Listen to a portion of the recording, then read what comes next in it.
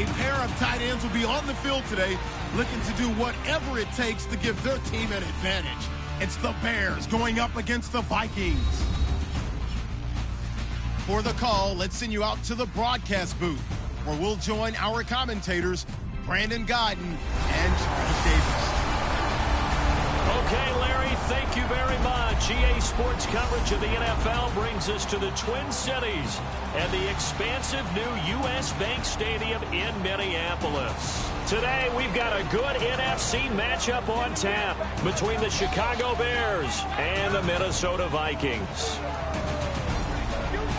Hi again, everybody. Alongside my partner, Charles Davis, I'm Brandon Gaudin. And, Charles, we saw Larry focus on the tight end matchup in his open. You think it's one to watch, don't you?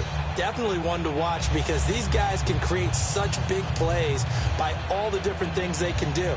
Line up out wide, in the slot, line up in a normal tight end position, and then who are you going to cover them with? Is it a linebacker, a defensive back? They create mismatches all throughout the game. Set to go now is Connor Barth, and we are underway from downtown Minneapolis. On the return, here's the dangerous Cordero Patterson. And not a bad return here. He gets it out to the 25-yard line. Okay, partner, let's talk Sam Bradford as he leads Minnesota out there. They made things interesting in the division. The Packers got the win. They lost in Week 15 to the Colts. I don't know. We'll see where Minnesota finishes, but it's a far cry from where they started this year. It certainly is, and remember the big deal that Minnesota made early in the season. Okay, when they lost Teddy Bridgewater, their quarterback, they made the trade for Sam Bradford and got off to a really hot start. Now they're just trying to find a way to make it into the playoffs. Bradford threw it 42 times against Indianapolis. Now the first carry for Adrian Peterson. And able to stay on his feet past the 30 to about the 33-yard line. A couple weeks ago, you and I were talking about whether or not AP would return this year. Well, he did return in Week 15, but only 6 carries, and he put the ball on the carpet as well. About the return, were you really surprised that he made it back? Because I really wasn't, because, you know, he actually regenerates. I mean, it's unbelievable, his healing powers. But coming back and not having that contact, not being on the field for so long, the rust was bound to show, and it did in the last game. Now flags will come in. I think this one's going to be on the defense for jumping.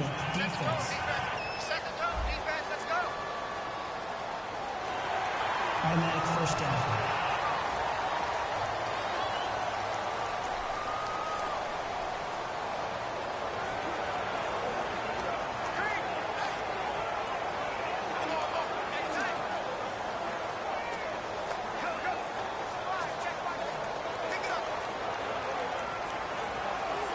The offense lining up 1st and 10.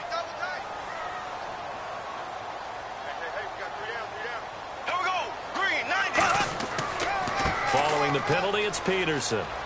He'll get about 3 as he's brought down right around the 42. Tracy Porter from the secondary makes the tackle. The starters now on offense. And Stephon Diggs, our first chance to see him today. Brandon, remember we had this conversation about how highly recruited he was in high school. Didn't quite live up to it in college due to some injuries. But, boy, has he hit the NFL like a bomb. Stephon Diggs, a crafty, mature route runner who can go the distance. See if they stay on the ground for 2nd down.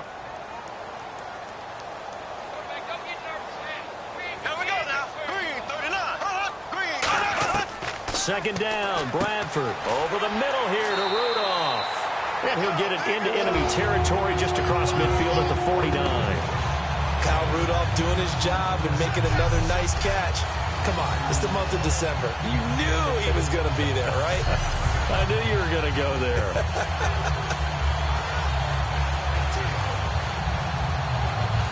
Fresh set of downs here.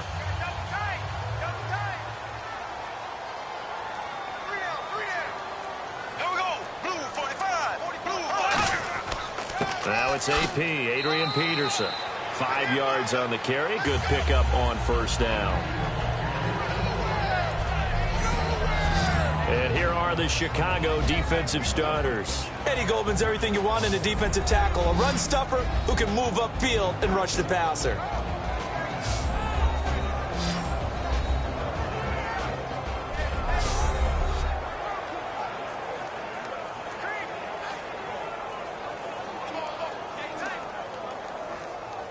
And after the play on the ground, that brings up second down here.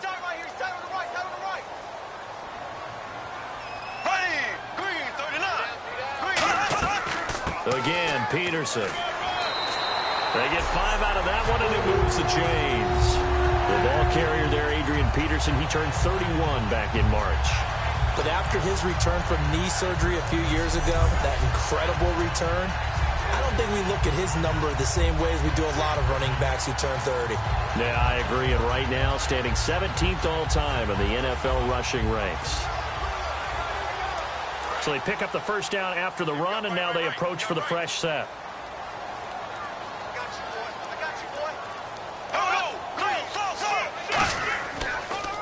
Now the Georgia Southern man. This is Jerick McKinnon. And he'll be brought down, losing yardage back at the 40. It's a loss of a yard there, and now second down. And the offense there, the O-line, everybody really on offense, they were just manhandled at the point of attack. Yeah, you could pretty much call them all out, couldn't you? Almost by name, right? That was a very tough sequence for the offensive line. But how about that defensive front creating a new line of scrimmage and creating a lost yardage possibility? And the offense behind the chains here, a touch on 2nd and 11.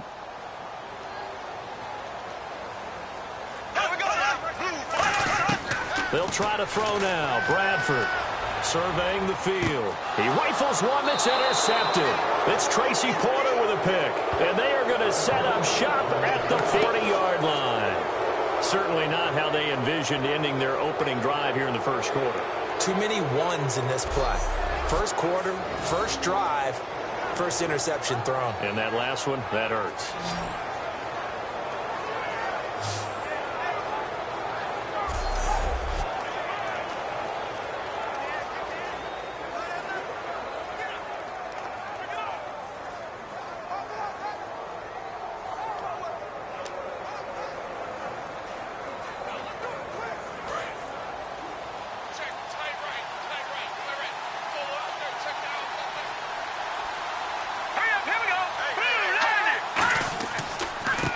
Carry for the rookie, Jordan Howard.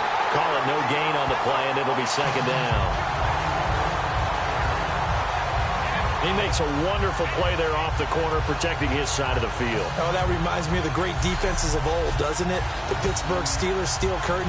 They would not let you get on the field if you could only do one thing. You had to be a complete guy, and you had to be able to tackle. Now, I know I've said this before, but you know I wasn't alive when the steel curtain was playing. I know them, but I just want to let you know I wasn't alive. I'm going to keep peppering that in there, and one of these days you're going to think that you were.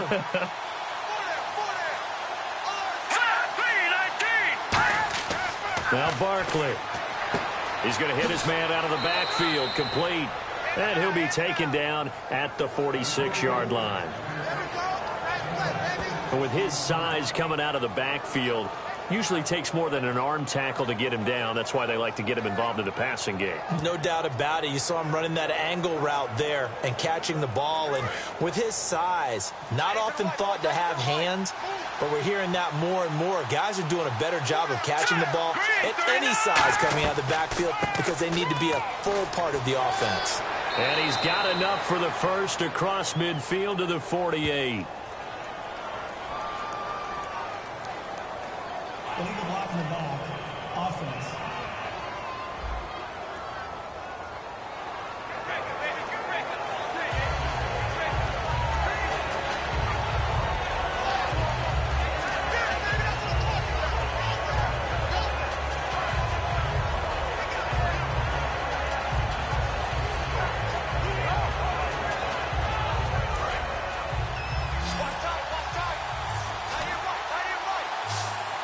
And the Vikings with an extra defender in the secondary on third. Playing coverage here. Here's Barkley. And Jeffrey's got it.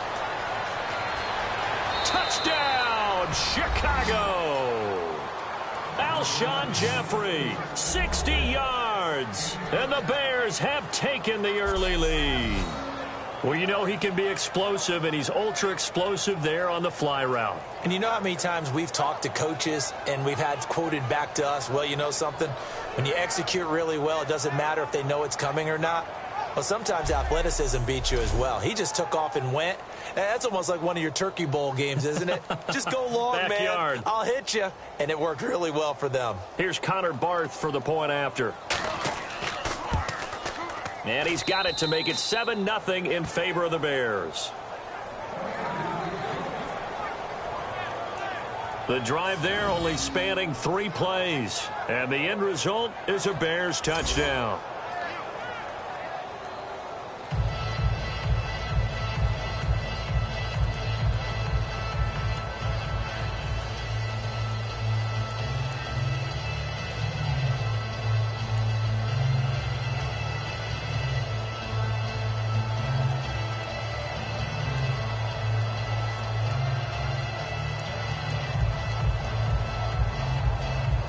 After the touchdown, Barth now to kick it away.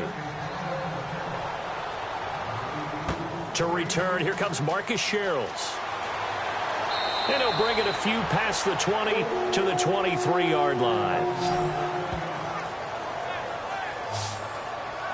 And now out comes Minnesota. Looked like they had something going last drive. Then the interception happened. Will they recover? The memory they need to keep with them is that they did have something going. They were moving the ball on offense, had a nice sequence going. Don't worry about the other part. You can't get that back. Let's go back to what you were doing well before. I thought you were going to say they need to have no memory, but remember the good part, forget the bad. I like that even better.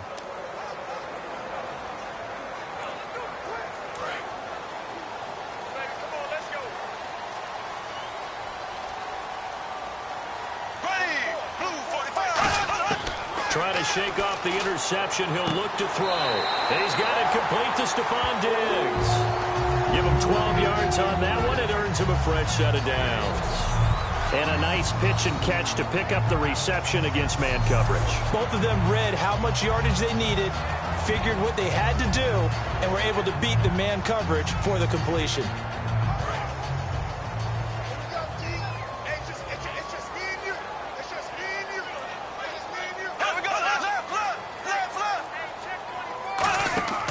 First down, here's a run with Peterson.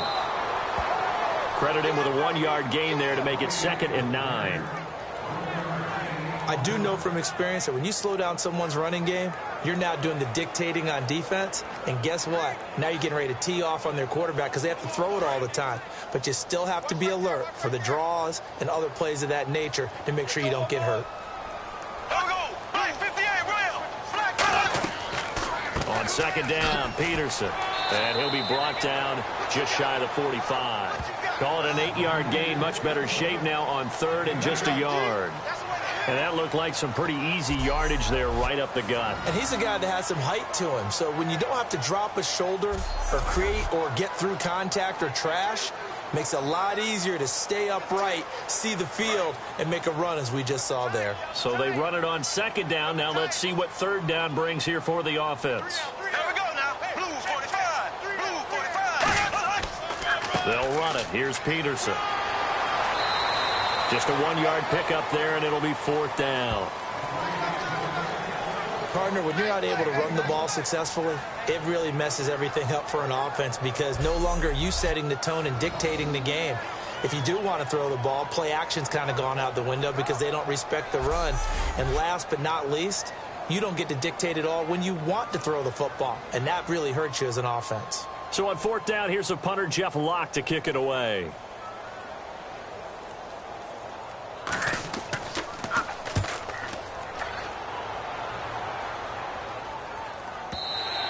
And this will hit just beyond the goal line as it's into the end zone for a touchback. Out now coming Matt Barkley of the Chicago Bears on offense. And Matt Barkley may not be the long-term solution for Chicago, Charles, but while he's been out there in the interim, he's been pretty good. Look, everyone around the league is going to watch his tape from how he's played down the stretch this year, and I think they're going to like what they see. He's a guy now that may be a viable NFL quarterback, but also like his intelligence. Brutal day in Chicago against Green Bay. Awfully cold. We're talking about single digits at best. Put a wetsuit on underneath his uniform in order to stay warm. And you know where he learned that tip? Where? Matt Castle, a fellow USC alum, who learned it from Tom Brady when they were together in New England. Good guys to trust. They go with Howard to begin the drive. Officially no gain on the play, and it's 2nd down. We see this offense, and we see Jeremy Langford, certainly a guy to watch in this game. He plays a game with great determination, Brandon. In college, he played multiple positions before settling in at running back. He made the right choice.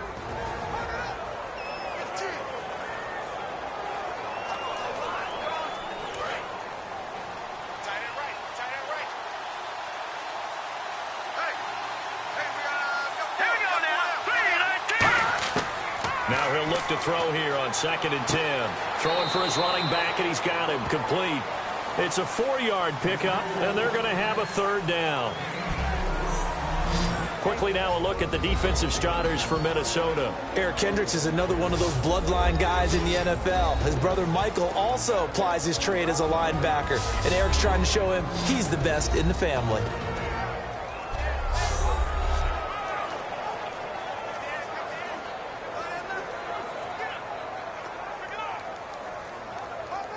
It's 3rd down, 6 yards to go for the offense.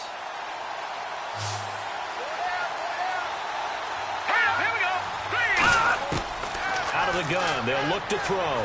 Finding time. And he'll just toss it away.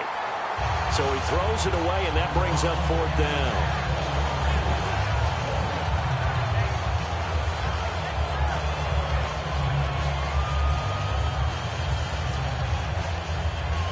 Now the Bears' 6th-round pick in 2014, Pat O'Donnell on to punt. Marcus Sherrill's back deep for Minnesota.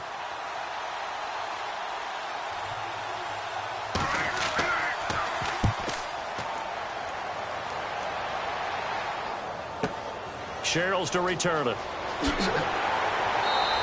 A nice job on the return there, 16 yards. And it'll be Viking football here as they take possession. And now out comes Minnesota, and they'll be looking to avoid what happened last time, which is punting the football.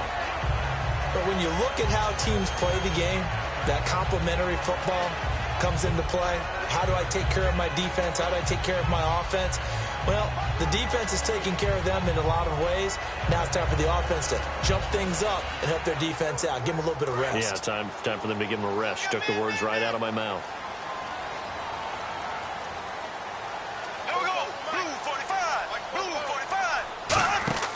They go play action here on 1st down. He's got time. He couldn't quite hold it. Got hit. Ball pops out. Incomplete.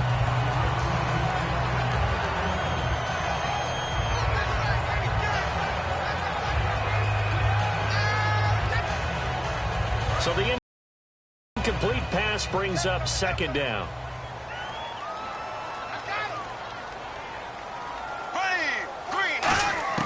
A 2nd down throw for Bradford. Finding his safety valve here. That's complete. And he'll be taken down, but not before he gets into enemy territory. 17 yards on the pickup there, and the drive will continue. We always talk about having to read defenses and how complicated that is. Well, this was an excellent read. Read the pressure and got rid of the football before it even got to him for a nice game. And when they're blitzing like that, running back usually a good spot to go with the football? Without a doubt, because he's right in your sight line or he's near you. So you're able to just get it to him easily. And once he gets in space, that's usually a good matchup for him. They run. Peterson. And he's going to get this one down near the 45-yard line. 3 yards on the pickup there, and it'll be 2nd down. Well, I think we know by now that every run is not going to be broken and get all the way to the end zone.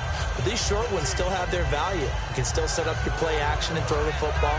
You control the clock because you have the ball and they don't. And often the physicality sets the tempo for the game.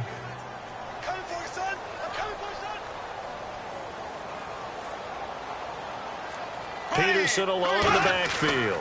And he'll get it up the middle. Look at the spin. And he gets this inside the 35-yard line. That one goes for 13 yards, and it moves the sticks. That run is what defenses don't like about dealing with Adrian Peterson. His ability to drop his shoulder and run through contact. And he's amazing at keeping those strong legs going, isn't he? For him, no run is ever truly over. I mean, he's actually not even convinced that when they blow the whistle, he's actually down. That's how he finishes runs in a big way. So it'll be 1st down here after the run.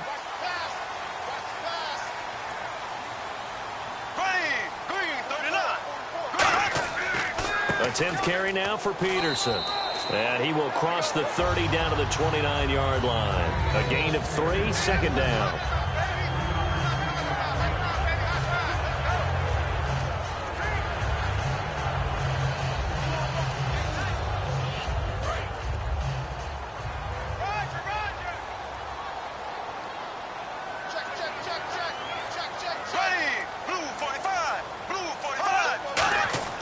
Now a second down throw for Bradford. Over the middle here to Rudolph. And he takes it down to the 10-yard line. 19 yards on the pickup there, and now they'll have it first and goal. And there's another completion to the tight end. And let's face it, it is hard to overthrow a 6'6" target. It is indeed.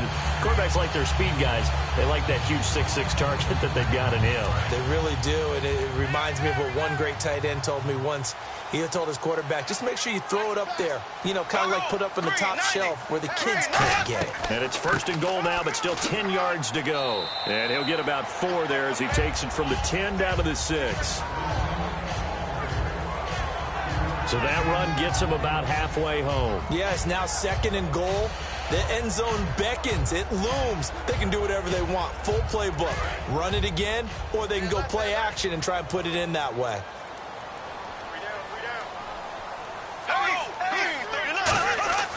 Back to the ground. This time it's Peterson. And he'll get in. Touchdown, Minnesota. Adrian Peterson. A 5-yard touchdown run. And the Vikings are an extra point away from tying this thing up. And there you go. Nothing really too complex. Block, keep to your assignments, let them run it in. They did it. Fundamental football. Good blocking, beats good tackling on that play. End result, touchdown.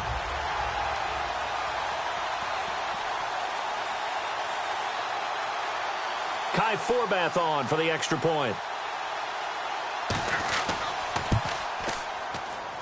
It's good, and we're all tied at 7 apiece.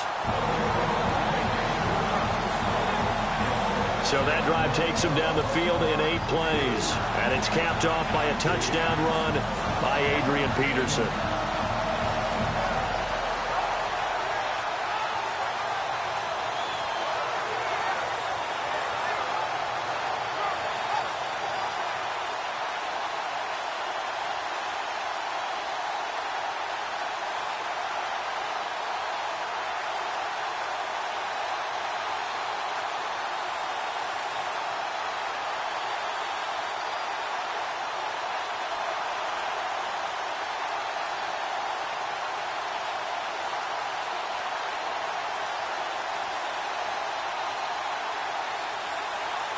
So a tie ball game here as the kick's away.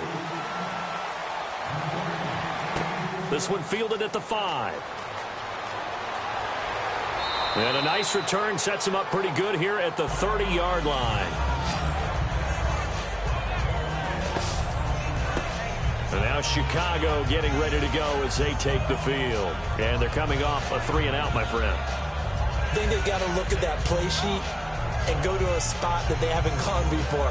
Time to shake things up a little bit to try and get this offense moving. Okay, so how do you do that? How do you shake things up? You look at what you called before, realize it hasn't worked so well. Go to something else. And maybe you try and find one of those special plays from one of your better players, and maybe try and hit something big and get things going in the excitement area. Let's go! 3-19! 3-19! Now Barkley. Out to the right here to Wilson.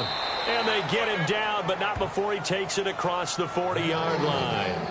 When the hitch route is run really well, that jab step off the line of scrimmage by the receiver, which is designed to back up the defender and give him a little bit of space, all you want there, get that space, catch the football, and then make a move and pick up extra yardage. And that's exactly what he got done there.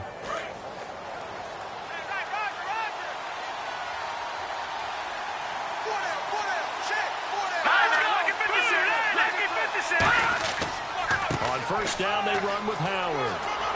And he'll get this across midfield to the 48. Give him 10 yards on the pickup. Brandon, through Week 15 of the NFL season, Jordan Howard of Chicago Bears broke the 1,000-yard barrier as a rookie runner. What a terrific year for him. And when the season began, he was number 3 on the depth chart. All right, Jeremy Langford was the starter, and then Kadeem Carey was number 2. As you look into the crystal ball of Charles Davis for the future, is he a number 1 guy in this league going forward? Yeah, I think he is, and I don't think my crystal ball is going to be cloudy at all. He has what you're looking for: strength, vision, determination, and some speed to run away from a few people as well.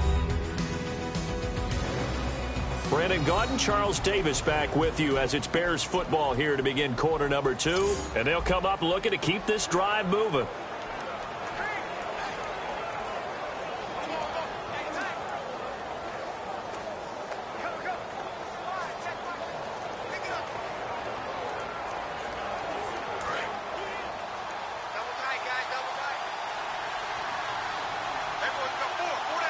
They come out here in the eye. Again, it's Howard. And he'll take it down shy of the 45 at the 46. Only 3 there on the pickup, but that's enough to move the chains. 2nd and inches is oftentimes an invitation for an offense coordinator to take a big shot downfield because he feels like he can come back on 3rd down and pick up the 1st down. But sometimes you just don't want to break tendency. Stay with what you are, stay with who you know, and go get the 1st down. That's exactly what they did.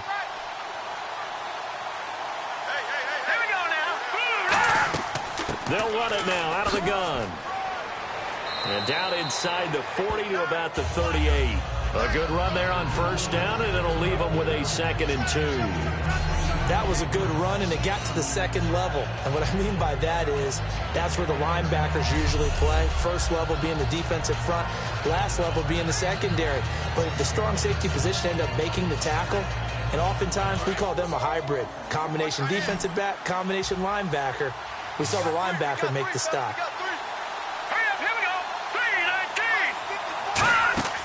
Here's Barkley. And to the left side here, Wilson.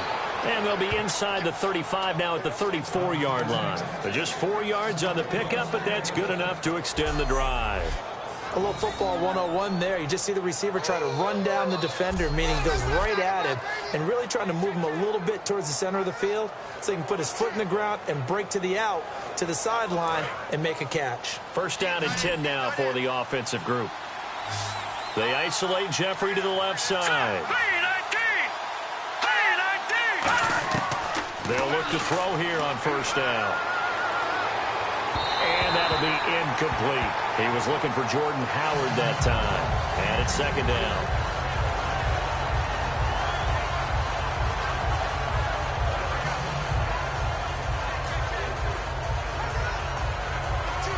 Offense looking to avoid a 3rd and long. It's 2nd and 10.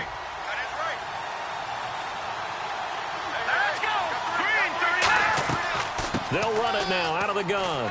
And he'll get a little over 2, maybe a full 3 down to the 32-yard line. Brian Robinson makes the stop.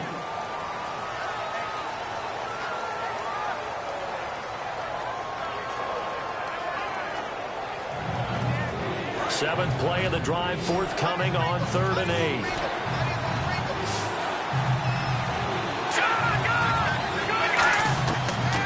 Shotgun snap as they'll look to throw. And that is incomplete. Kadeem Carey, the target out of the backfield. And that brings up 4th down.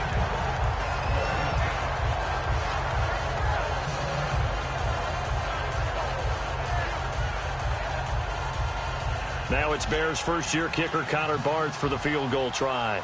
This is a 49-yard attempt, right hash. And this one is going to just tuck into the bottom left corner as he gets it to go. And they take the lead here now at 10-7. A little bit of a lower trajectory there on the deep kick, and it worked. Had to do it because he had to drive it out low because of the length of the kick. Able to do that, got it above the defense and over the post.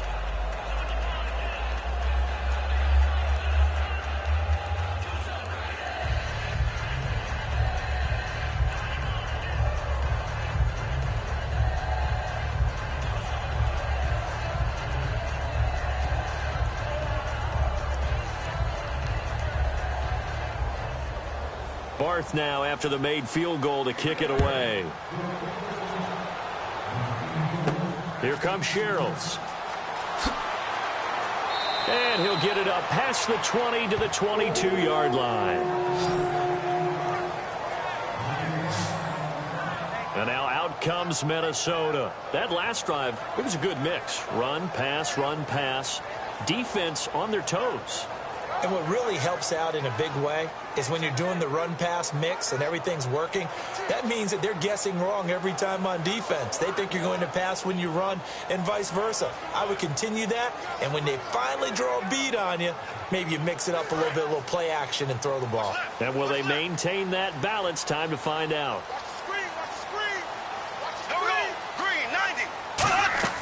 Now a play fake here on first down. And complete. Right side, the tight end Rudolph. Give him 9 there on the first down completion. So much goes into a successful play, doesn't it? How about that play action there? Freezing the defense just enough to bring the tight end free downfield for the completion.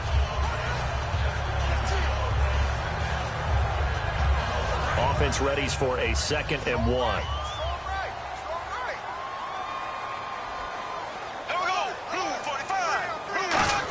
Peterson, 33-yard line. 2 yards on the pickup there, but it's enough to give him a new set of downs. 2nd and 1, and people want to run the football. This is where every back in the league is supposed to do exactly what we just saw there. Pick up the first down.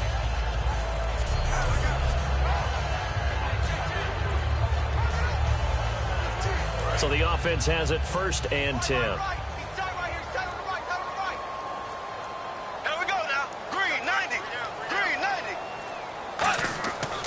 They run again on first down, Peterson. And he'll be taken down right around the 34 after a pickup of only a yard. Pernell McPhee in there on the stop.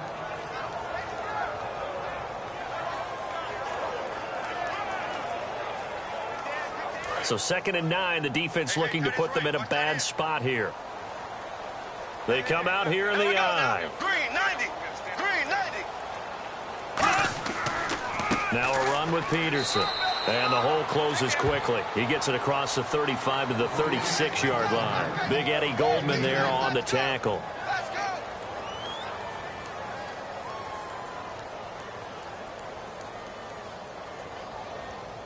And the defense searches for one more stop here after the run on 2nd down. And the Bears in the nickel. No, wait, they're in the dime. 6 DBs out there on 3rd. Could play an exotic coverage. On 3rd down, Bradford. And this is going to be incomplete. Cordero Patterson, the one he was hoping to get it to. And it's 4th down. Well, they've had a pretty frustrating first half here offensively, and that just continued there with that incompletion. And definitely frustrating for them, but heartening for the other guys. Those stop troops, they're enjoying things right now because they've made it very difficult for them throughout the half.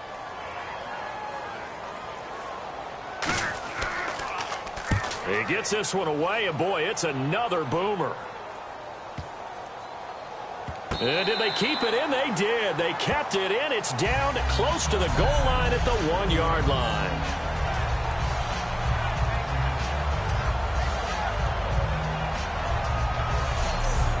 Here's the Chicago offense coming back out onto the field. And they're not going to play this conservative, I don't think. They had the field goal last time, and they're up, but they're looking to put a drive in the end zone. Oh, I agree with you totally. No one goes out on the field and says, all right, let's just settle for 3, except in certain situations, trying to ice a game, that sort of deal. Most of the time, it's end zone, and that's what you're thinking, and I believe that's exactly what they're thinking as they begin this one. Yeah, no quarterback ever goes out there saying, hey, let's get 3, right? Not one that I've ever met.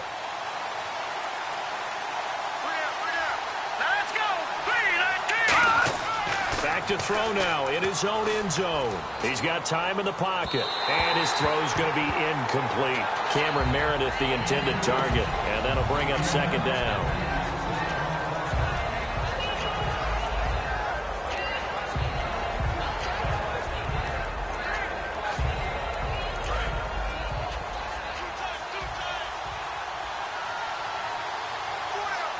They come out with 1 back and 3 tight ends. This is Howard on 2nd down. And he will forge his way forward only up to the 2-yard line. 1 yard, the official pickup there, so it's going to set up 3rd and 9.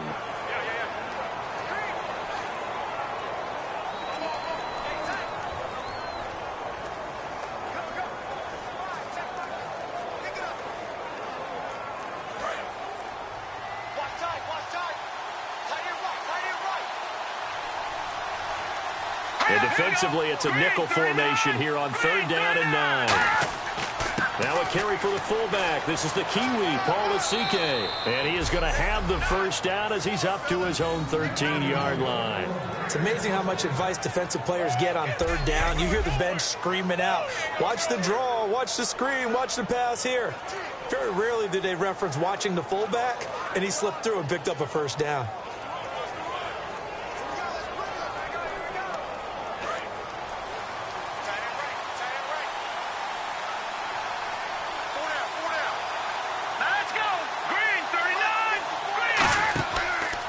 First down, he'll drop to throw it. And seeing no options, he just tosses this one away incomplete.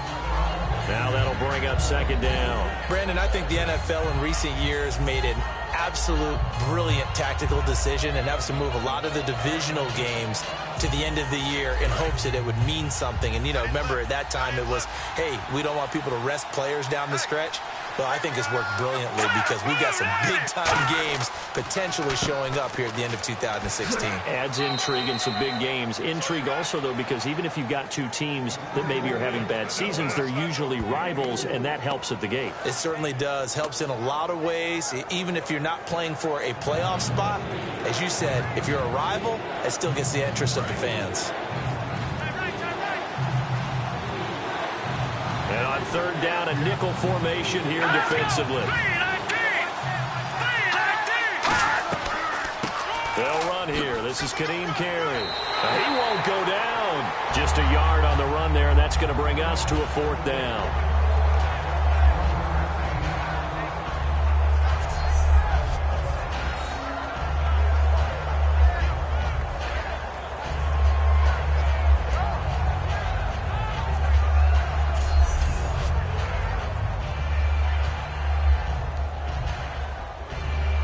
Here's Pat O'Donnell now. On for his 2nd punt. He'd take a repeat of his first.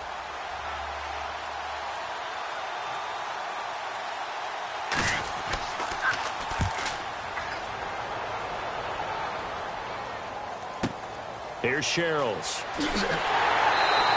12 yards on the return that time. And that will come the offense as they take over. The Vikings offense now heading out to take over. And a tight game after punting last time. See if they can get something going on this drive.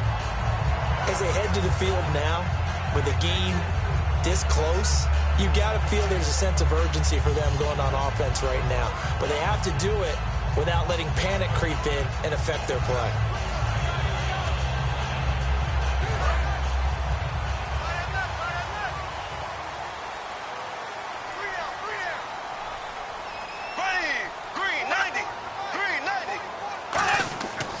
Here's Peterson as they begin on the ground.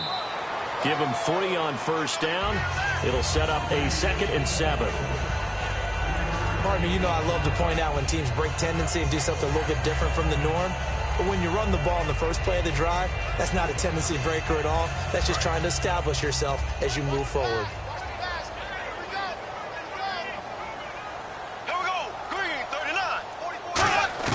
Now Bradford on 2nd down. Firing quickly here, and that's complete. And taking it across midfield and inside the 45. That was a nicely run slant route, and what the receiver's trying to do is make the defender think he's going upfield for a deeper route, and then breaks it off, usually after about 3 to 4 steps, and cuts towards the middle of the field. And now what he's trying to do is use his body to keep the defender away from the football and get the quarterback a really nice target.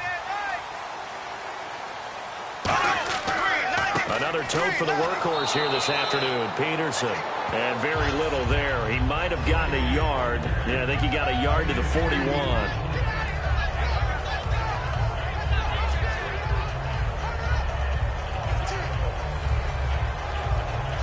And they still need 8 yards for the first here on 2nd down.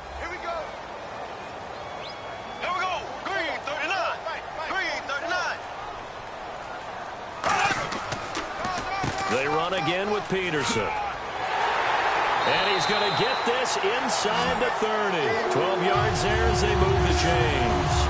How many times do we say in this game that speed kills, and it does it in so many different ways? In this case, You got a back who's quick and shifty. Can make moves, make people miss, but also gets to and through a hole before it can close down. That's some of the benefits of that speed, not just outrunning people in the secondary. And that led to a really nice gain. They come out here in the eye. Green 90. Green 90. Here's McKinnon. And able to push his way forward here for a good little gain. 5 yards is the tally on first down. That brings up 2nd and 5. And that's exactly what you want on a first down run. Pick up 5 yards, bring up 2nd and 5. The defensive line, though, they've got to figure out a way to out-leverage the guys up front because the offensive line is winning at the point of attack. Here we go. Green 39. Green 39. They'll try to throw now. Bradford. And he will find his man on the outside. It's a pickup of 6 and good enough to move the chains. I know many people like to throw to the tight end, maybe in a little flexed out position because he creates mismatches with his size. The slot receivers do the same thing with their quickness, their speed, and their route running savvy. And the defense with their backs against the wall a little bit here as the offense is in the red zone. Peterson alone in the backfield. And he'll get it up the middle. And they'll get him down right around the 16. 2 yards on the carry there. It'll be 2nd down.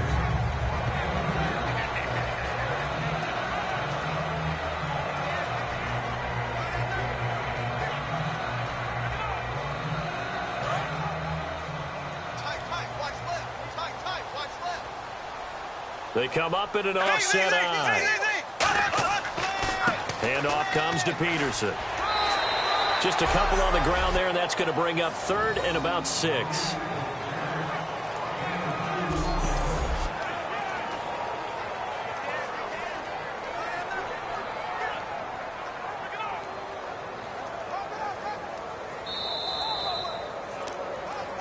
Two minutes to go here in the first half. More from Minneapolis after this.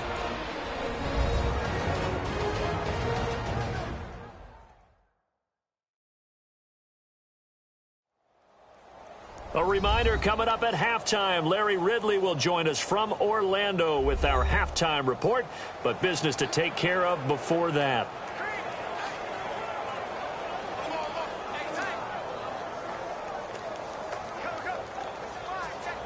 So it's 3rd and 6, and this will be the 8th play of the drive.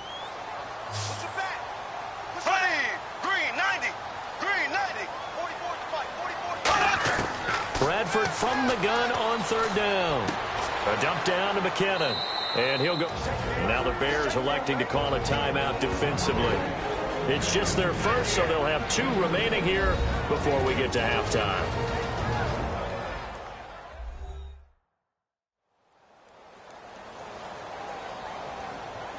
So the defense had a chance to catch their breath, and now they're back out and...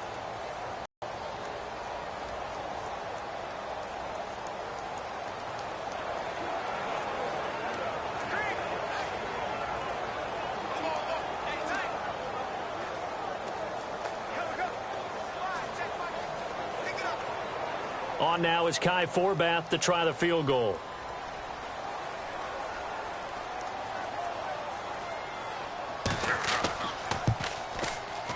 And Forbath will put this one through, and that will knot us up at 10. So the drive stalls out, but they are able to put 3 points on the board. Yeah, just a yard or two shorter than an extra point, but no problems converting there.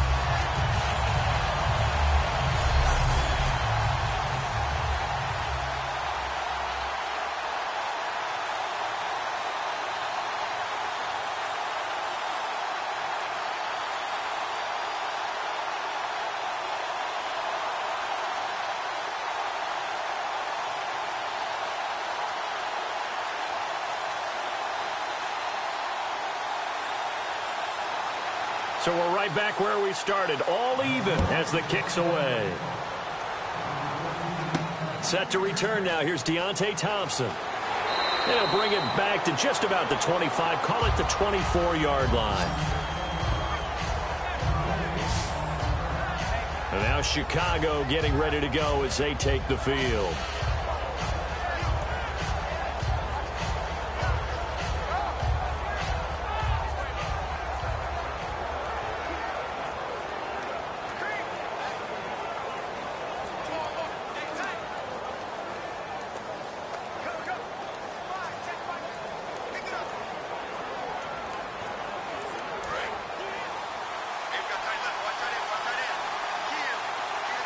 isolate Jeffrey to the left side. Here we go.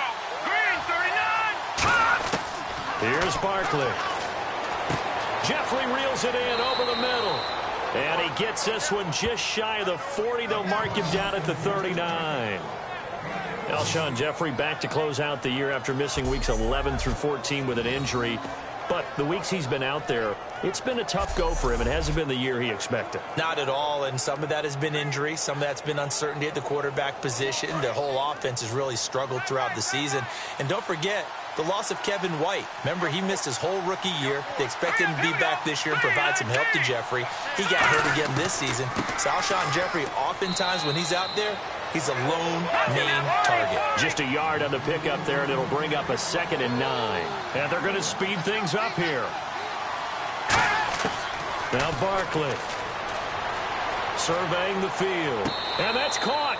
Did he stay in bounds, though? He did not. Ruled incomplete. Well, there's times when you see these catches that are made, and we just know the guys playing it are really wishing for college rules. Only need that one foot down instead of 2. It's awfully difficult on the sideline, isn't it? Watch left, watch left, watch left. Stop right there. All right, here we go. 319. 319. On 3rd down, he'll drop to throw. And incomplete. He had nowhere to throw, so he just tossed it away. But that brings up 4th.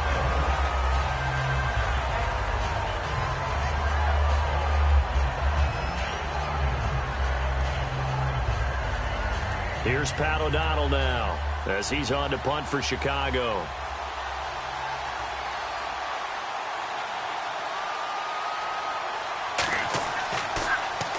He's been a busy man here in this first half as he gets it away. And that hits at the 6 and carries into the end zone for a touchback. And now out comes Minnesota. And they had 3 points last time, but they didn't want 3 points because they were well within range of scoring a touchdown. We'll see if they can do better now. I'm with you on that one. Let's just go ahead and be frank about the whole thing. The only one happy about the 3-point? The kicker. Exactly. He put it through the post. That's going to help him at contract time. But that offense, they're thinking, let's get in the end zone this time. I don't know if that helped him at contract time. You could have kicked that one through. I don't know about that. Toe bash. I don't know about that. Toe bash. Super toe.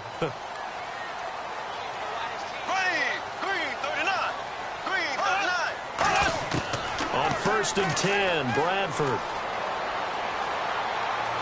And he'll be hit from behind and taken down. Mitch Unrein able to get in there and drop him for a 2-yard loss. And on that one, the protection just broke down. You've got to have that leverage, don't you? We always talk about low man wins in the running game for an offensive lineman versus a defensive lineman. It's essentially the same thing in pass protection. Get lower than that defensive lineman so that you can keep your balance and keep him away from your guy trying to throw the football.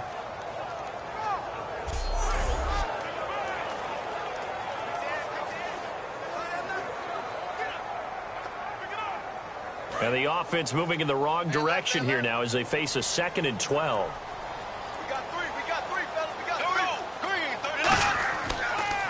Carry number 20 now for Peterson. And this will go as a short gain on what will be the final act of this first half. Thanks, Brandon. Thanks, Charles. And welcome to our EA Halftime Report.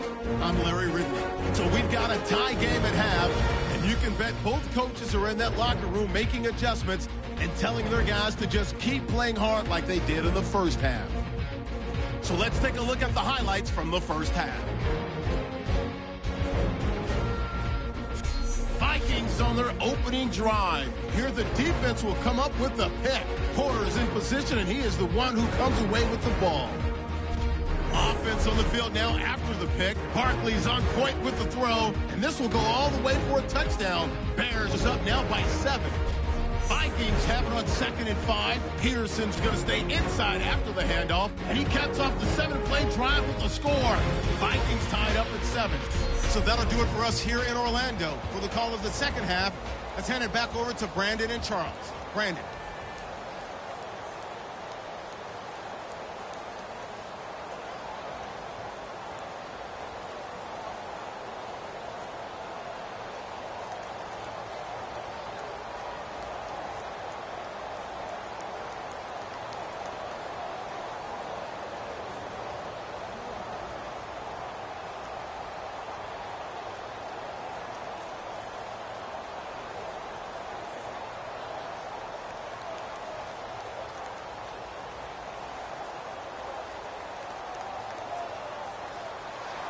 So both teams have their marching orders, and we'll get going again here in quarter number 3. This one fielded at the 5. And a pretty good return here. He'll be stopped just shy of the 25 at the 24-yard line. So here's the Bears offense now as they get set to start this third quarter. They have a chance to break our tie here as we get a look at the first drive of quarter 3. And it's such a tone setter, isn't it? Because both sides trying to seize momentum to begin the half. What do they have dialed up that'll give them an advantage to move the ball downfield? Let's find out what they have dialed up.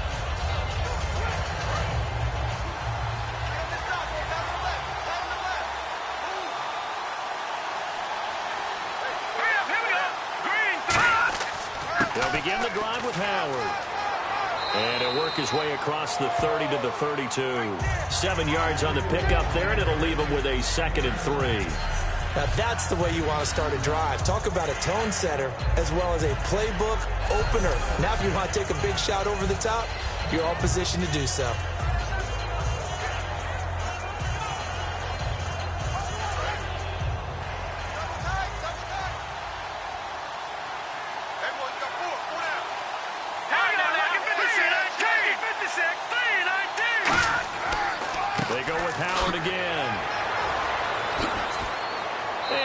Get this one across the 45 before he's brought down. That one good for 16, and the drive will continue.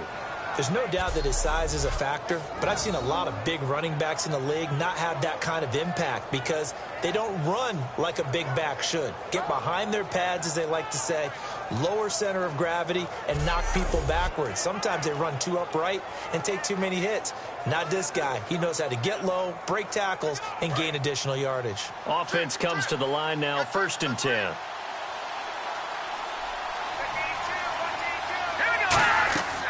Out of the gun, they'll look to throw. Jeffrey with a catch left side. 11 yards on the pickup, and it'll be a Chicago 1st down.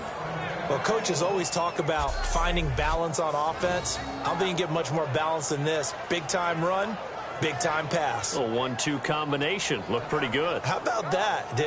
Let's see if they can continue to take that kind of a punch, though.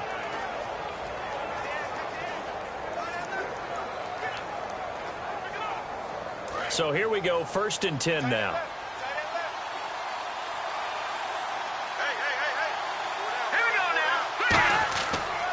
They run with Howard. Able to push forward for about 4 down to the 37. Brian Robinson in on the tackle.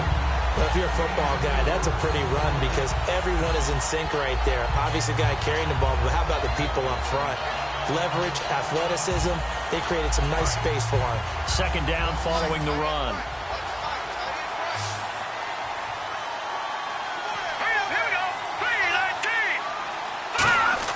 He'll look to throw. And that is incomplete here. Well, pretty good coverage there, and both of these defenses, they've had good coverage throughout this one. No doubt about it, and in today's NFL, where we're used to a bit more scoring, this feels almost like a well-pitched game in baseball on both sides, where the tension continues to build. Who's going to make the big play? Here we go. Out of the gun now on 3rd down. Now he'll dump it underneath to his running back, complete. Give him 10 yards on that one, and that'll earn him a fresh set of downs. There are a lot of tough routes to try and cover. When you see a runner come out of the backfield and run this angle route, looks like they're going to the flat, and then they put their foot in the ground and cut back sharply inside. Not easily covered, and then when they catch it, good momentum built up by them as well. And able to pick up the 1st. They isolate Jeffrey to the left side. Let's go. 3-19. They go play action here on 1st down. Going to throw deep for the end zone. Alshon Jeffrey, the intended receiver. And that'll bring up 2nd down. Tremendous field position there and a perfect time to do exactly what they did. Take a shot at the end zone. And they went for the big play, just unable to complete it.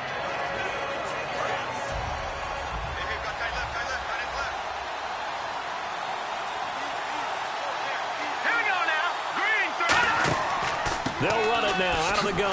And only a yard this time as he's taken down right around the 26. In on the stop there, Andrew Sendejo.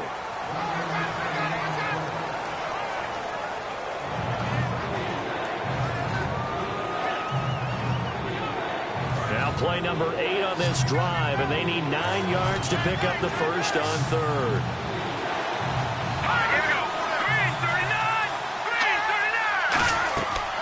Now a shotgun snap as they'll look to throw. Finding time. And he's going to be wrapped up and driven down. Shamar Stephen. He's the one that gets him down. It'll be a loss of 5, and it'll bring up 4th down. And we say it all the time, have to be able to get rid of the ball sooner than that. You have to help your offensive line out. They're going to protect you as best they can. And if you're getting 3 to 5 seconds to throw the ball, they're doing a really nice job. But when you hold it and give up a sack, you're really almost discrediting their work.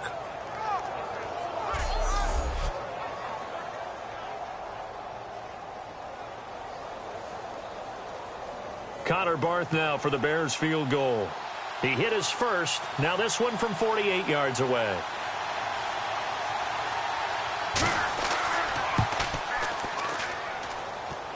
And this one is no good. He missed it. And we will remain tied here in this third quarter. Well, close game, second half. You obviously hate to leave 3 out on the field. Especially in a game like this when you know points are hard to come by. That was one of their best opportunities so far, and they come away with nothing. It's the Vikings' turn on offense. We get ready for their first possession of the second half. Their defense did its job, yielded no points. Now it's the offense's turn. And how much fun is that when you set things up to start a half and you just tell you guys, hey, if you can shut them down, get it back for our offense, we can roll. And they played out perfectly. Now, can the offense do what they wanted to do at the half, which is find those weaknesses and now attack them and score some points. And break this tie.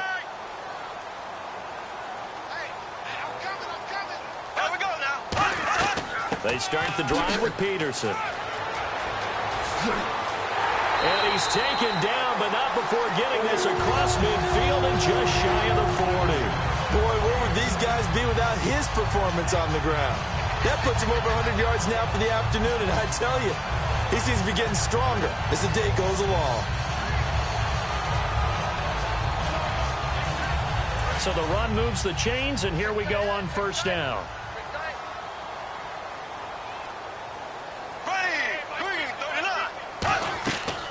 They'll run it now out of the gun.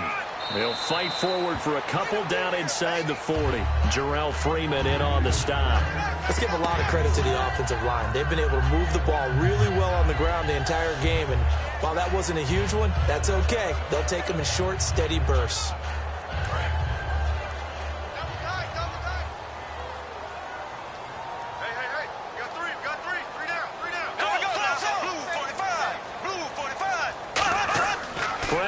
Off the play fake to Peterson. Backing up. Still back there. And complete. Right side, the tight end Rudolph. A nice pickup there of 11 yards, and it'll move the sticks.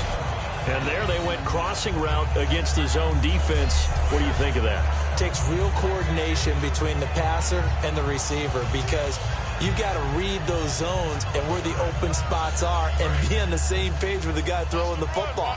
Because sometimes you're throwing it in front of the zone. Sometimes you're throwing it between the zones. Sometimes the receiver's going to just kind of find a spot and what we call sit down and present himself to the quarterback and throw it there. It's a tough read, but when it... And he'll get into the end zone. Touchdown, Minnesota. Adrian Peterson. His second touchdown of the afternoon. And the Vikings are going to take the lead. He's given him a little jolt. Just gave him the lead there, but 2 TDs now in the game. And that jolt puts them in the lead. What a terrific job by him. He is carrying the ball and simply saying, I want to win. And now he's hoping his defense has that mentality as they try to hang on to that lead. Forbath to add the extra point. He's got it as they go up by a total of 17-10. Just a 4-play drive that time. And it's capped off by a touchdown run by Adrian Peterson.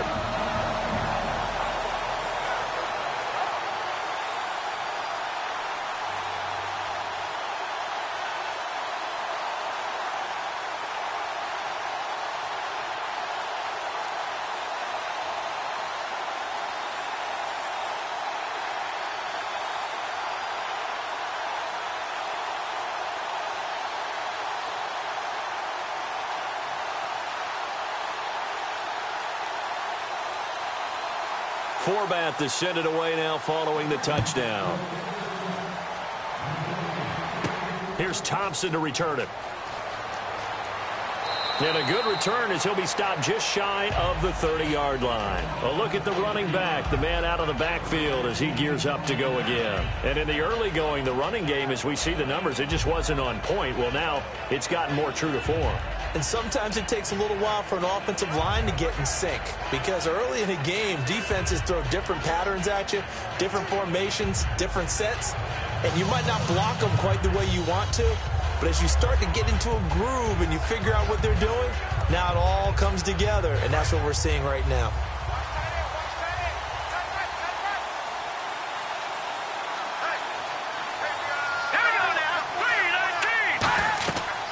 They'll run it now out of the gun. Room here to run. And down he goes, but he takes it up to the 40. Give him 11 on the gain there, and it'll be first down Bears. All right, it's football 101 to know that the quarterback controls just about everything on offense, but a lot of times controls line play. He has to communicate to the guards and the tackles what type of front they're facing, how they're going to block it, and what adjustments need to be made sometimes on the fly as a defense will shift. Give the center a lot of credit because for the most part, he's got big defensive linemen over his face all game long that he's got to try and block and protect his quarterback and create space for his runner. In this case, he did a really nice job of communicating and executing. And when all else fails as a defender, when you're not there in the coverage, your best friend is exactly what we saw there. A big play shot taken by the offense. Unfortunately, it ended in a big drop.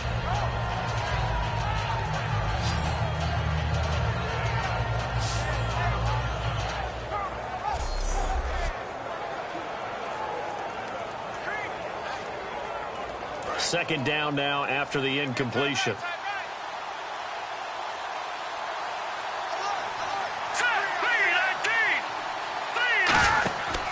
They'll run it now out of the gun.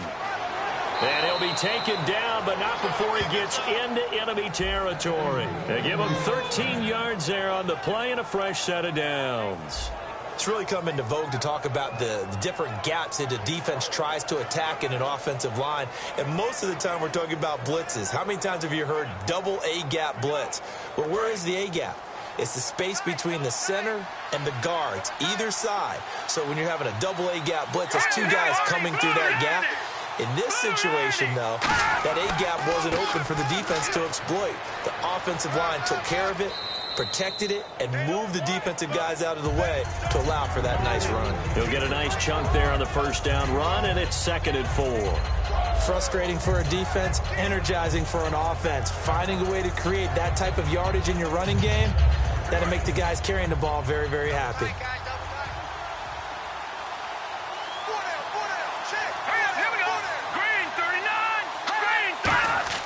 The play-action fake. They'll look to throw. He's got time. Dumps it into the flat to Langford. It'll go as a gain of 6 that time, and it moves the chains as well. And when an offense is doing a nice job selling the play-action pass, a lot of responsibility shifts to the linebackers. They're the ones that have to determine run or pass and get to the proper places on the field. And the offense lining up 1st and 10.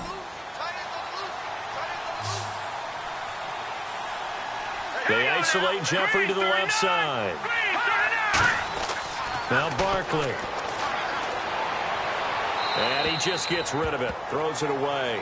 A wise move there. Looked like nobody open. Now 2nd down.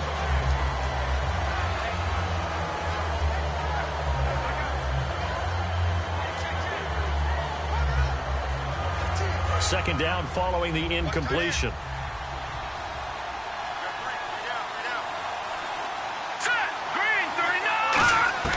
Here's Barkley. And this time he's got the hook up. It's complete. And inside the 20 before he's brought down. It's a pickup of 16 there, and it'll lead to a new set of downs.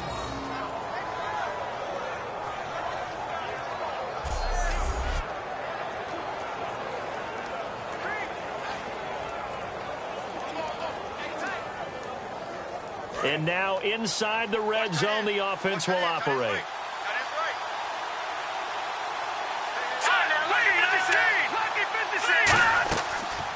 They'll run it now out of the gun. And he is going to lose yardage here. A loss of a full 3 yards, and now it's second down. So the myth has been shattered. Every cornerback in the league is not just a cover corner. Some of them will stick their nose in there and make plays exactly as we just saw there. A big loss suffered by the offense after that nice tackle.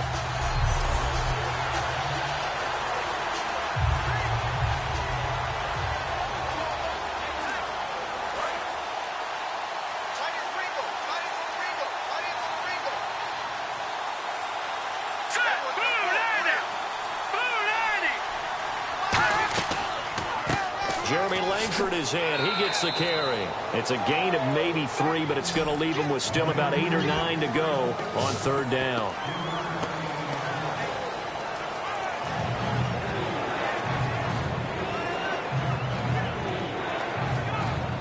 Play number 9 on the drive coming up, and they need 9 yards on third down.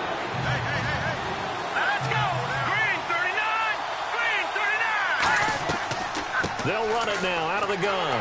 And he'll get him inside the 15 down to the 14-yard line. Call it a gain of 4, and it'll bring up fourth down.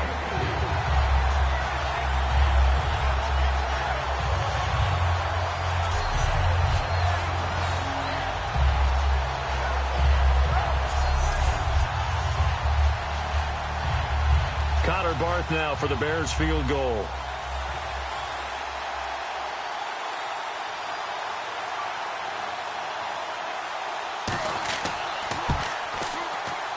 And Barth puts it through.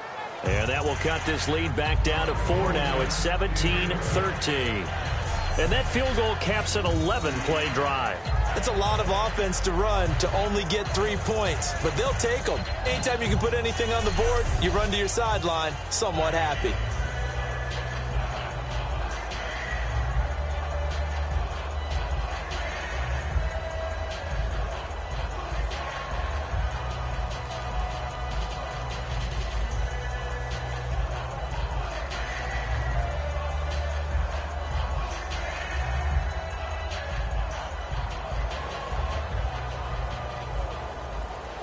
Barth now after the made field goal to kick it away.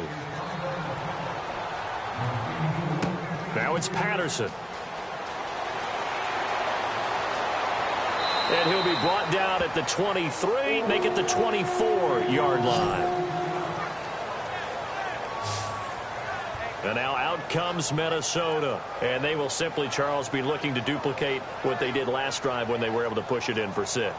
And they hope it'll be that easy, right? To be able to take exactly what happened before, replicate it. They may have to make a few additional changes along the way because I'm sure the defense will make some adjustments, but they've got to have great confidence having scored the last time out.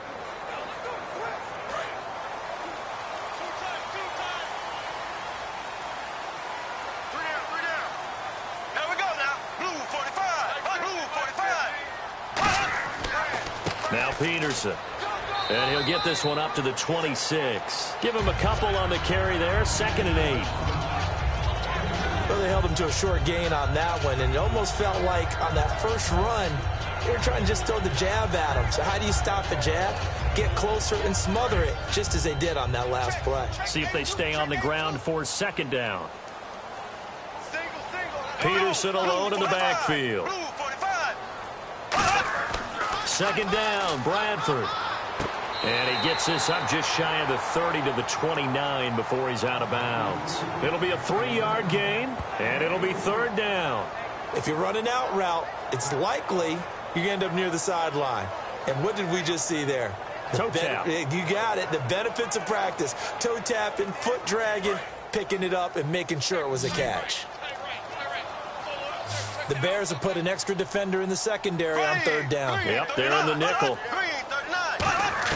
Bradford from the gun on 3rd down. And he's able to find Diggs. It'll be a gain of 16 and give him a 1st down as well.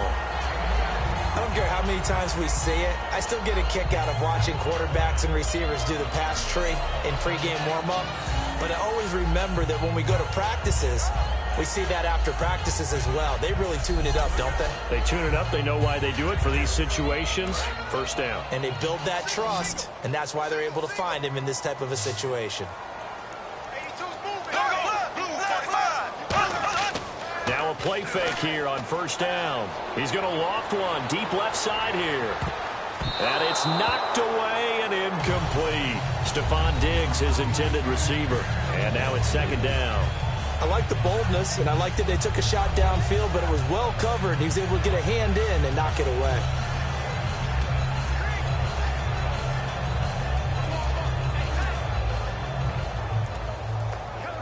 So they're still at the original line of scrimmage here. Second down and 10.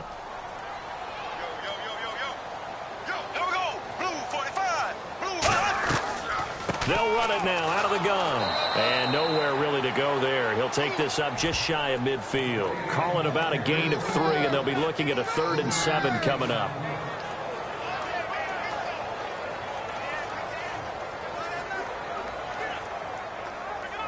So second down was a run play. Now let's see what they do on third.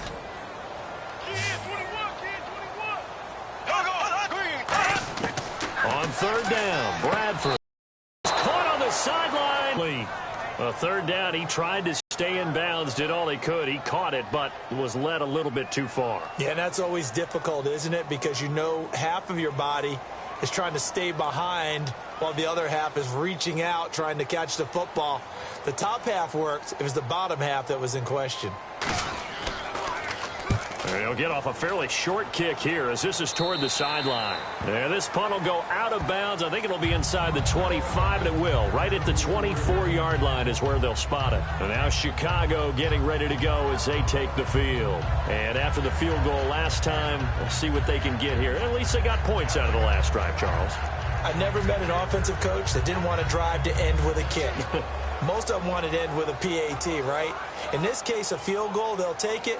Way better than the alternative, which is a punt. Yeah, but you met fan bases that wanted that, that weren't happy with that field goal. I haven't met a fan base yet that wants to drive down with a kick other than the extra point. That's it. Here we go now. Green, 39. They'll run it now out of the gun. And not a whole lot doing there as he'll get it up to about the 28-yard line. 3 yards on the pickup there, and it'll be second down.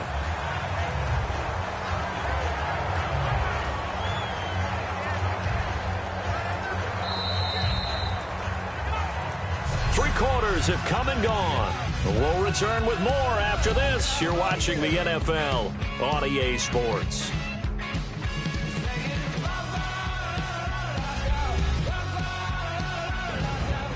And we return, welcoming you back to Minneapolis. It's Bears football, but they trail on the scoreboard as we get set to bring you the fourth quarter.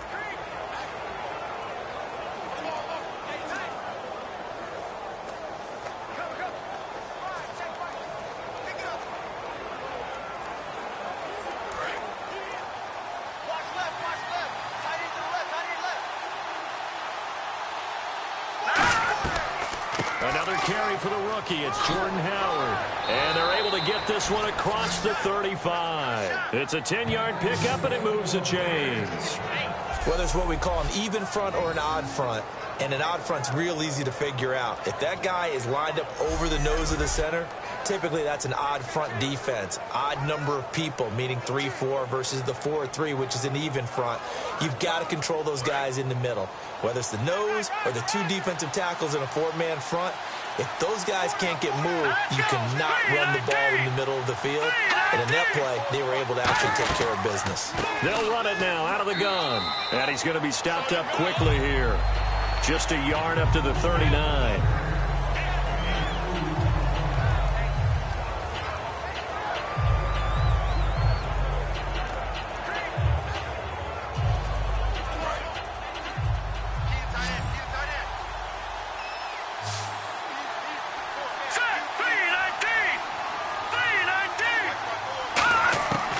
Now they'll switch it up here and look to throw. Throws a quick hitter on the slant. That's complete. 6 yards is the pickup, and that'll lead to a third down. Simple slant route, and part of a really nice hard throw by the quarterback. Nice timing between the quarterback and the receiver. They were perfectly in sync, and he put it right on him on the inside route. 3 yards left to grab here on 3rd down.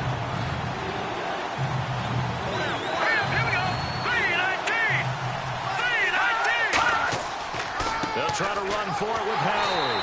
And he is going to lose yardage here. He lost 2, and it brings up 4th. Brad, wasn't that long ago that the guy playing that spot was an outside linebacker type of a guy. Now, as a defensive end, how about the speed that he used to get into the backfield and make the play? Here's Pat O'Donnell now. He's been terrific so far.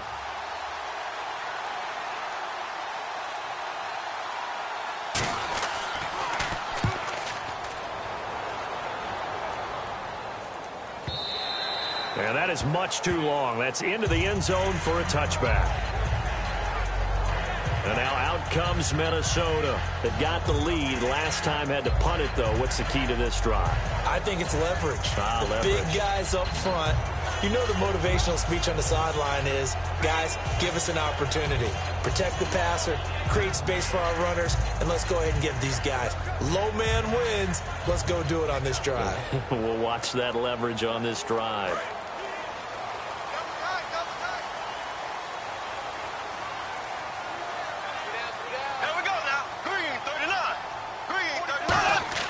They go play action here on 1st down. And Rudolph has it left side. And he's taken down, but not before getting this across midfield and just shy of the 40. Coaches really don't care from what position they get this, but run after the catch ability, rack ability, is often the difference between winning and losing and changing field position.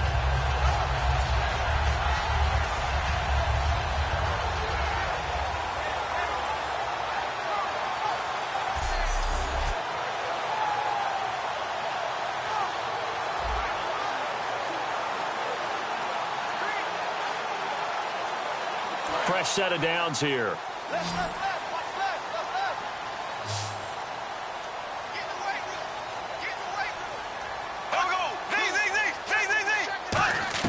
Bradford on 1st down. Over the middle here to Rudolph.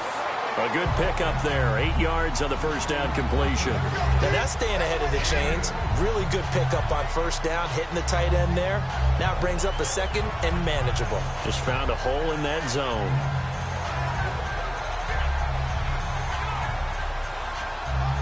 So this brings up a 2nd and 2.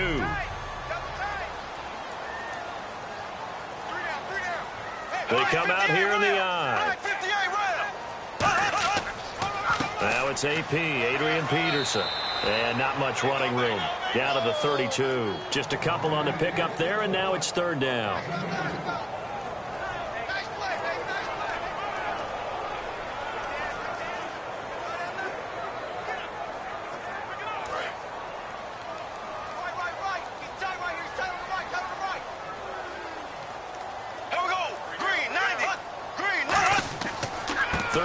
It's Adrian Peterson. Officially a gain of just a yard there, but they do convert on 3rd and inches. A lot of times, as AP goes, so goes the team. He's done well. The team's done well. And usually when he does that well, other people do in addition, because now you can open up other things in your offense. But the bottom line is he is option number 1, and that's usually their best option. Just absolutely can brutalize a defense. 1st down, here's a run with Peterson. No gain on the play there, 2nd down. Nice job there defensively to clamp down, because really they've been on their heels this drive. Agreed, and they really needed that one for confidence, just to feel a little bit better. But I don't know if I would be daunted by them stopping me on one run. This drive has gone pretty well. I could come right back at them. They'll try to throw now. Bradford toward the sideline, and look at that catch. Dragging the toes, and that's going to be a 1st down. Well done. Everything about that play was beautiful. A great corner route where the receiver worked the defensive back inside and then broke back to the outside to the corner. But how about the throw by the quarterback? Anticipation on the break from inside to outside. He threw the football. As the receiver turned around, the ball greeted him. And here comes play number 6 on this drive. Here we go now. Blue 45. Blue. They run it with McKinnon. And eventually brought down, but it's near the 5 at the 6. It's a 10-yard gain there, and it sets them up now 1st and goal. When a coaching staff sees their team run the ball this successfully in the 4th quarter, they're really excited because you can plan for a running game all you want and want to press that advantage when you get it. But for the most part, it's a little bit of a surprise. And right now, they've got to keep that going, want to continue to grind out the clock because it's definitely in their favor at this stage of the game. Can they close the game out and continue to do exactly what we just saw there, and that's run the football. His pass caught at the 4. And he will score. Touchdown, Vikings. Cordero Patterson from 6 yards away. And the Vikings are going to add on to their lead. And on that one, able to catch it, also able to have the wherewithal to take it in for the score. And how about the phases of a successful catch and a completion of a play? Look the ball in, secure the catch, and then, of course, the run after the catch that ends up in the end zone. And that one pushes the lead up to 11. So that drive in total 8 plays. And it all culminates in a touchdown for Minnesota.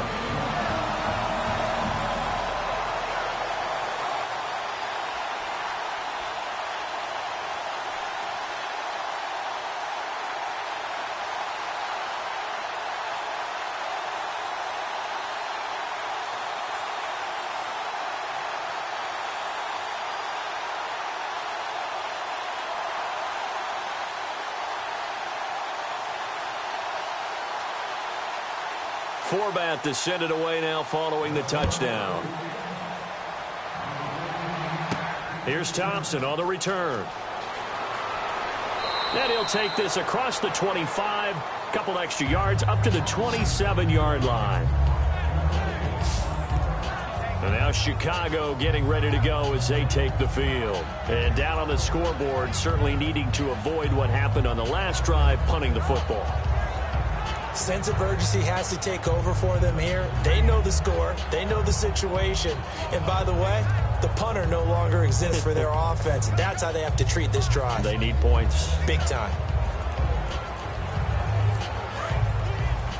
Hey, tight end's right. One tight end. All right, here we go. Green 39. Here's Barkley. He's got time in the pocket, and he'll toss this one incomplete. Seeing no options, he throws it away. They got pressure there and only rushing 3. And there's a defensive coordinator right now who is celebrating not just getting home with 3 there, but realizing if that's the type of pressure he can get in the entire game, then his pass defense is going to be excellent. You're dropping 8. Where are you going to go with the football? It's a 5-receiver set. 3 to the left, 2 to the right. Now Barkley. And he's just going to get rid of this thing. To no one here. He throws it away, and now it's 3rd. Whether they deserve credit or not, the defense is going to take credit for that incompletion because it always feels good when you slow down an offense. Looks like the defense in press coverage here. Let's go. Blue, landed. They'll run it now out of the gun. And he's going to lose yardage and be backed up to the 25. Losing 2 yards that time, and now it's 4th down. When you put together a formula for winning defense, it's exactly what we're seeing in this game. Controlling the line of scrimmage, attacking, and changing everything so that now they're playing in the offense's backfield. They're playing an excellent game. Here's Pat O'Donnell now as he's on for the 5th time here today.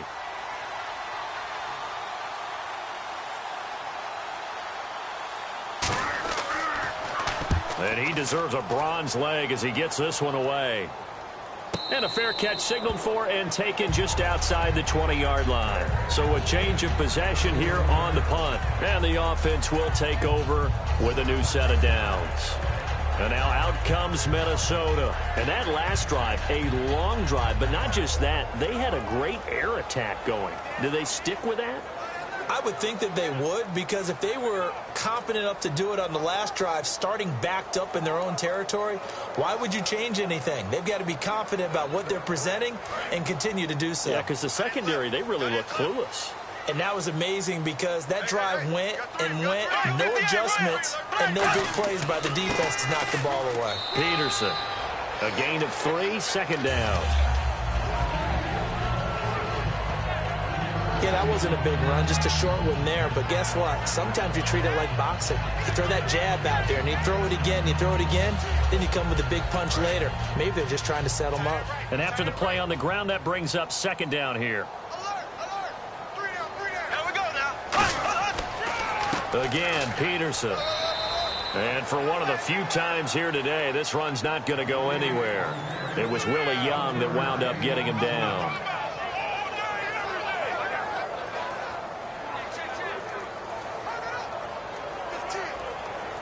Defense looking to hold serve one last time here on 3rd and 7.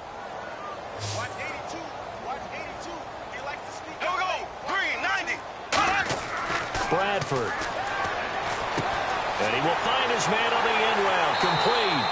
And he will have a first down here at about the 40. That one good for 16, and the drive will continue. Defensively, they just don't seem to have much of an answer for this passing game.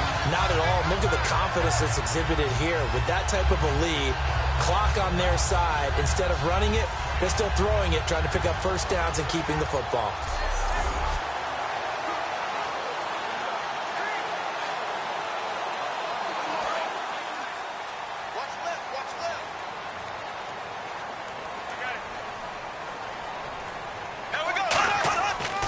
Here's Peterson. And not much room to operate as he'll get this up only to about the 41. Just a yard on the first down carry, so it's 2nd and 9. Another good run for him. What else is new? That'll put him right at 150 yards for the game, so he's really made his presence felt in this one.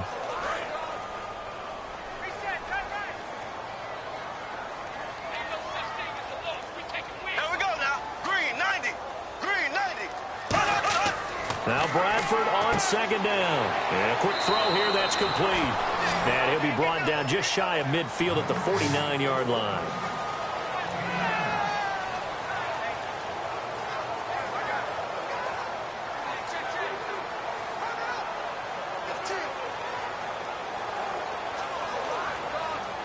So completion on 2nd down, that brings up 3rd.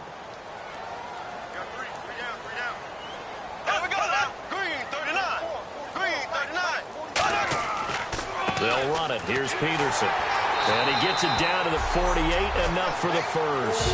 Give him 3 yards and a fresh set of downs. I always appreciate runners who understand situations. That was just 3rd and inches. No reason to dance around in the backfield and try and break off a bigger play. Just go pick up the first down, and that's exactly what he did. First down and 10 now for the offensive group.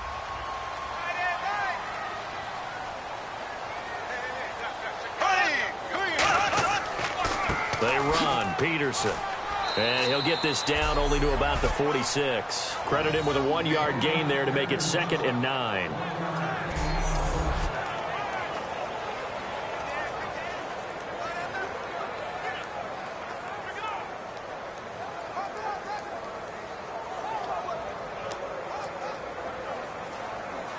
Offense walks to the line for play number 7 of the drive.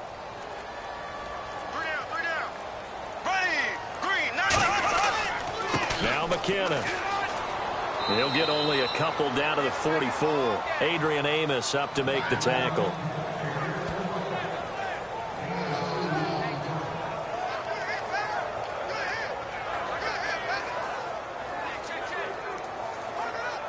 This will be the 8th play of the drive. It's 3rd and 7. Time for a break. We'll come back and see this one out after this.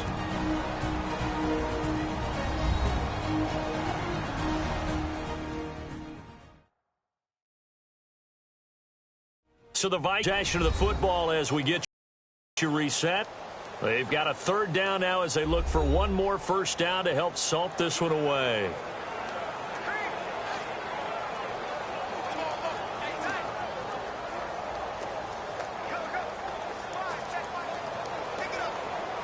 This will be the 8th play of the drive. It's 3rd and 7.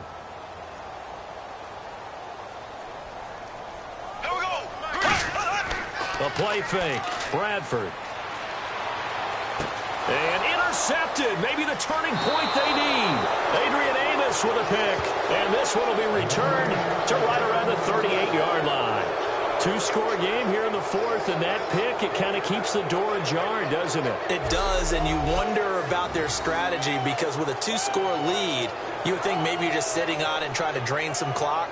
It's almost like they felt like, hey, we've got a good cushion. We can keep pressing it. It ended up costing them. The Bears offense now gets set to head back onto the field. And with this deficit, you can't have too many more drives like the last drive where you had to punt it away.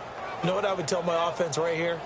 The punter doesn't exist, guys. He doesn't even exist. He's not a team anymore. I just cut him, all right? So you've got to go out and create some offense for us here and give us some points.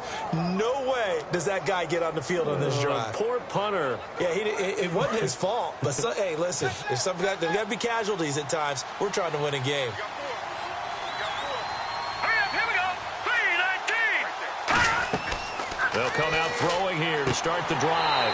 Now they go screen. It's complete. A loss of a full 3 yards, and now it's 2nd down.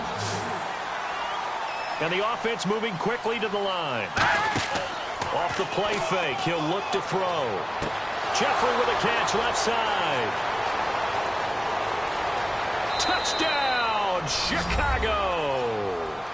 Alshon Jeffrey with his 2nd touchdown of the afternoon. And the Bears draw a bit closer.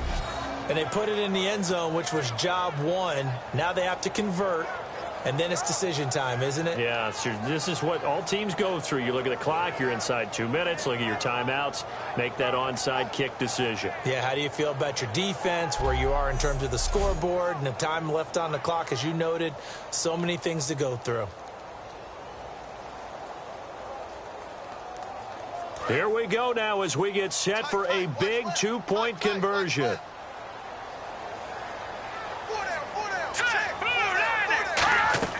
They'll look to throw. And now the pressure gets there, and he goes down. So he couldn't get rid of the football, and that deficit stays right where it is. Well, they tried to get 2 and ended up getting none because the quarterback had nowhere to go with the ball and ends up getting sacked. Nowhere to go at all. Great job, though, defensively. They were ready.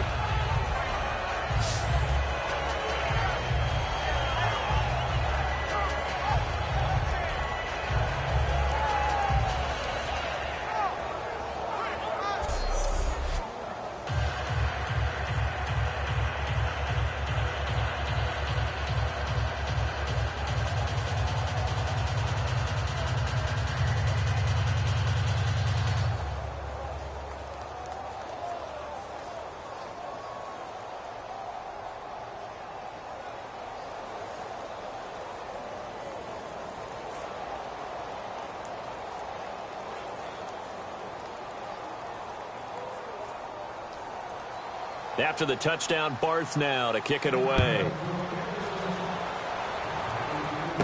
Now it's Patterson. And he'll take this across the 25. Couple extra yards up to the 27-yard line. The Bears defense gearing up as they take the field. They do have all 3 timeouts remaining, but a first down likely ends this thing. And it looks like they are, to coin a phrase, on the defensive here, right? But in fact, the team on offense has to be really careful because they're going to attack like crazy. They've got to cover the football, make sure they don't turn it over, and still find a way to finish off this game despite the extra pressure that's going to come their way. Do you pack it in for a run here on first down? I think that you do. That's how you have to play it. But at the same time, you're telling your ball carrier, both arms over the football, body, everything else, because they will do everything possible. Now the Bears electing to call a timeout defensively. It's just their first. They've got 2 more to use here in the final stages.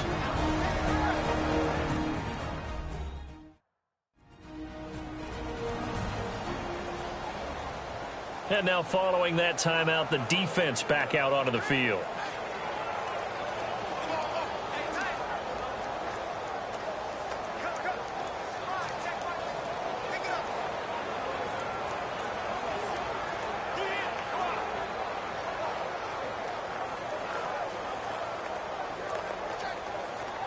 second down following the run. Come on, D. Here we go now. Green, 90. They'll run it now out of the gun. And he'll be tackled just past the 35 at the 36. And now the Bears going to signal for another timeout. That'll be their second, so one more chance to stop the clock here, and we'll be back. The defense, they got a little bit of a breather. Now they're back and set as we resume play.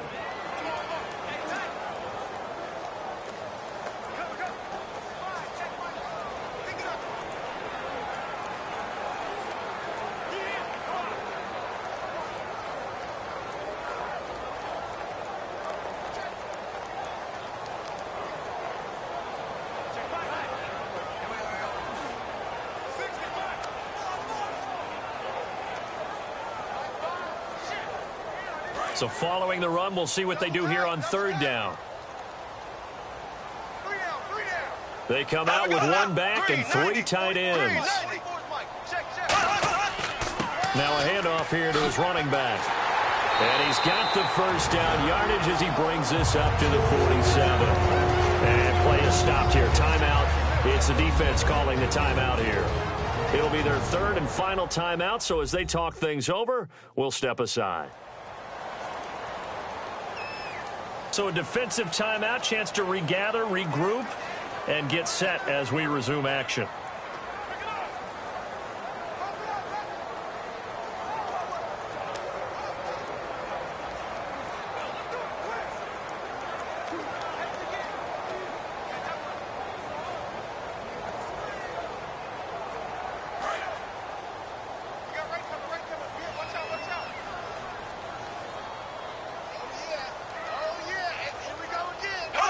Victory formation time for the Vikings as they'll take a knee here.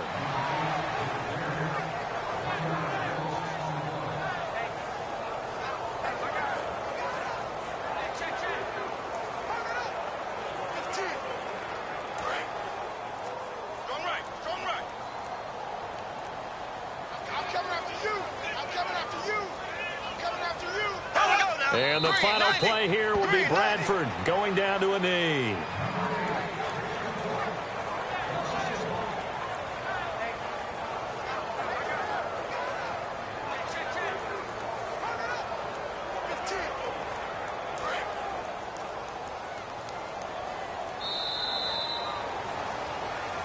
And Charles, I think when the schedule comes out, all teams, no matter where they're predicted to finish, talk about protecting your home turf. They were able to do that here in this one. Similar to a tennis match, right? Not letting them break your serve. That way you hold on to it. They got it done, and they feel very good about that victory.